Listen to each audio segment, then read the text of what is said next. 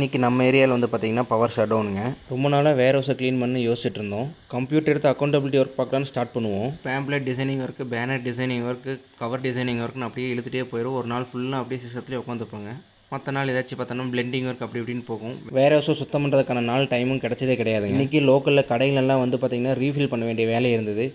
இருந்தாலும் இன்றைக்கி விட்டோம்னா வேர் ஹவுஸை மறுபடி க்ளீன் பண்ண முடியாதுன்னு சொல்லி எல்லா மூட்டையும் எடுத்து அடுக்க ஆரம்பிச்சிட்டேங்க. பிஓபிஎஸ்எம், ஓஎஃப், டஸ்ட்டுன்னு வெரைட்டி வைஸ் தனித்தனியாக அடுக்கி வச்சிட்டேங்க. என்ன இருந்தாலும் கொஞ்சம் வெரைட்டி வைஸ் தனித்தனியாக அடுக்கி வச்சிருக்கலாம். ஒவ்வொரு நாளும் ஒரே நாள் எல்லா மூட்டையும் எடுத்து அடிக்கிறதுனால பெண்டு நிமிந்துருச்சுங்க. இன்றைக்கி மத்தியானம் பவர் வந்ததுக்கப்புறம் ஆல்ரெடி பேக்கிங் பண்ணி வச்சிருந்தது மேலே பாலிபேக் கவர் போட்டு எல்லாத்தையும் சீல் பண்ணிவிட்டுங்க. எடுத்து பாக்ஸில் ஃபுல்லாக ரீஃபில் பண்ணி வச்சாச்சு. நம்மளுடைய பேக்கிங் மெத்தேட் வந்து பார்த்திங்கன்னா பேப்பர் கவருங்க. மேலே பாலிபேக் அதனால தான் போடுறோம். ஏன்னா நம்ம 80% பார்த்திங்கன்னா ஆன்லைன் கஸ்டமர். பாலிபேக் கவர் போடுறதுனால அவங்க கைக்கு போகும்போது நீட்டாக போய் சேருதுங்க. இன்றைக்கி வந்து ஆர்டர் எல்லாமே பேக் பண்ணி அந்த கொரியரில் நான் புக் பண்ணிட்டேங்க. க்ளீன் பண்ணிவிட்டு குடோன் வேஸ்ட் எல்லாத்தையும் தூக்கி வெளியே போட்டு தீ எரிச்சாச்சுங்க. இன்றைக்கி போகி கொண்டாடின மாதிரி ஆயிடுச்சு. டச்லேயே இருங்க, சப்ஸ்கிரைப் பண்ணிக்கங்க. தேங்க்யூங்க.